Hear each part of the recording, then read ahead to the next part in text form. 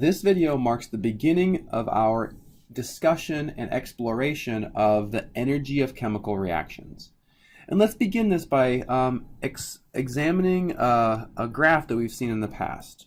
Okay, so on the y-axis here we have energy, and on the x-axis we call this our reaction coordinate or reaction progress. Right? And remember, in this reaction coordinate, we are thinking about the energy of things like our reactants and the energy of our products.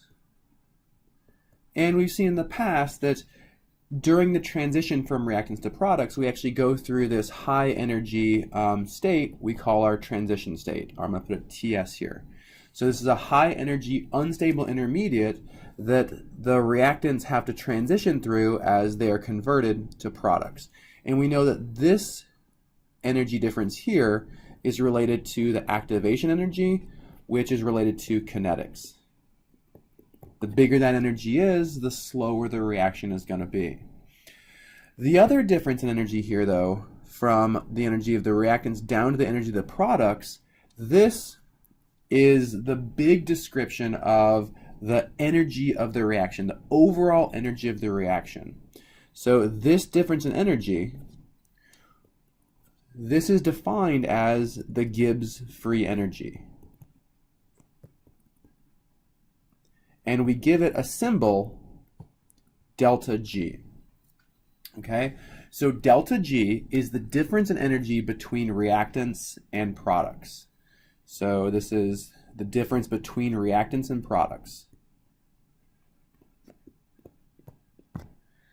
Okay, so we could calculate delta G like other deltas we've seen before by taking the energy of our final state, which is products, minus the energy of our initial state, which in this case is our reactants.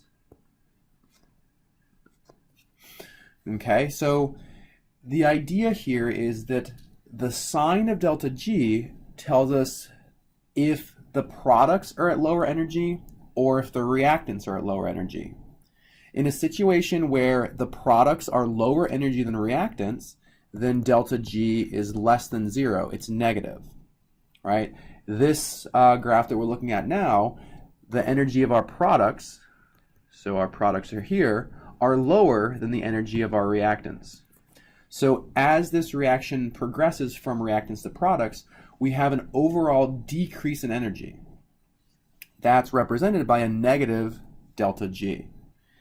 And when delta G is negative, what this tells us is that the reaction can proceed without any energy input from the outside. So a reaction can happen without help, basically. And the help that we're referring to would be energy from the outside. Okay, so when delta G is negative, this means the reaction will happen without input energy from the outside or without help. We call this a spontaneous reaction. A spontaneous reaction is one that occurs without energy input from the outside, and it's characterized by a delta G that's less than 0. Okay, a non-spontaneous reaction is the opposite of this. So if delta G is greater than 0, okay, in this case, going back to our diagram, the energy of the products would be higher than the energy of reactants. So if the energy of products are higher than reactants, you have to go uphill to get to products, meaning that this reaction actually requires energy. So the reaction will not happen unless you give it energy. For example, heat it up, right? So a non-spontaneous reaction requires energy input from the outside. This could come in lots of different forms, but the most obvious one is to give the reaction heat, and that can make it happen. Okay, we call this non-spontaneous. Okay, so we have these two big ideas. A spontaneous reaction has a delta G that's negative. A non-spontaneous reaction has a delta G that's positive. Okay, and let's think about this in the context of the stability of reactants and products. Okay, so let's first explore a non-spontaneous reaction. So in these non-spontaneous reactions, reactants are at a lower energy than products. So reactants are favored. They're at lower energy than products.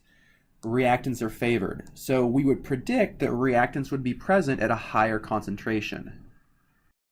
And if we kind of put this into the context of our equilibrium, right? So remember, the equilibrium constant is equal to the concentration of products divided by the concentration of reactants. If a reaction is non-spontaneous, delta G is positive, then we know that the reactants are favored, the reactants are more stable, so they're present in a higher concentration. This situation corresponds to a really small K. So K will be less than 1. It's a very small equilibrium constant, right? We've learned before that a small equilibrium constant corresponds to favored reactants.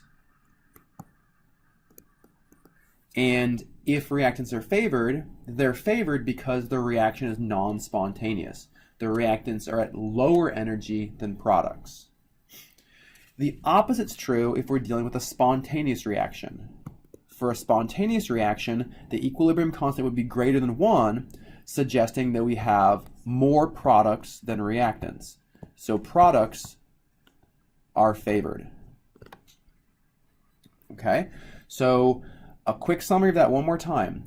If a reaction is non-spontaneous, delta G is greater than 0 because the reactants are at lower energy than products. And this tells us that reactants are favored, corresponding to a small value for the equilibrium constant. If delta G is negative, the reaction is spontaneous. And spontaneous reactions favor products. Products are at lower energy, and they have large equilibrium constants because they have more products than reactants.